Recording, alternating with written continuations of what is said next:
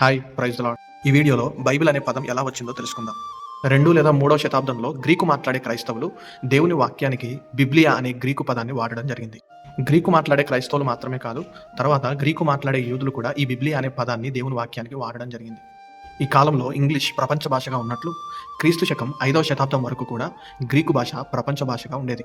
ఈ బైబిల్ అనే పదం కూడా బిబ్లియా అనే గ్రీకు పదం నుండే ఉద్భవించింది. బైబ్లాస్ అనే ఒక పట్టణం ఉండేది. దాన్ని ఫినీషియన్ సముద్ర నౌకాశ్రయం అని కూడా పిలిచేవారు. ఇది ఒక పురాతనమైన పట్టణం.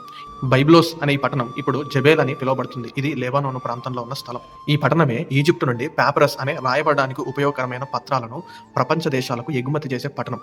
అందుకే దీన్ని ప్రపంచ దేశాలకు పుస్తకాలను అందించిన పట్టణం అని కూడా పిలిచేవారు. గ్రీకులు పాపిరస్ అని పిలవకుండా అది వచ్చే ప్రాంతాన్ని, అంటే బైబ్లోస్ అనే ఆ పేరును వాళ్ళు వాడడం జరిగింది. బైబ్లోస్ అంటే రాయడానికి ఉపయోగపడే పాపిరస్నే సూచిస్తుంది.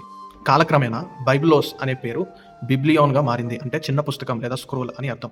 ఈ బిబ్లియోన్ అనే పేరు తర్వాత బిబ్లియాగా మారింది. అంటే అనేక పుస్తకాల సమూహారం అని అర్థం.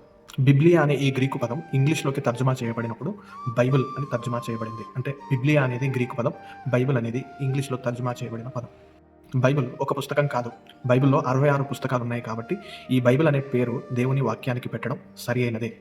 యేసుప్రభు కానీ అపోస్తలులు కానీ దేవుని వాక్యాన్ని ధర్మశాస్త్రమని, గ్రంథములని, ప్రవక్త గ్రంథాలని, కీర్తనలని ఇలా పిలవడం జరిగింది.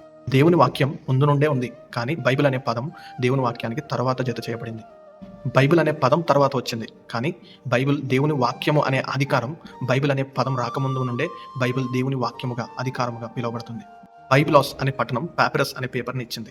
పాపిరస్ అనే పేపర్ని తీసుకున్న గ్రీకులు బైబ్లోస్ అని దాన్ని ఆ ప్రాంతం పేరుతో ఆ పాపిరస్ని పిలిచారు.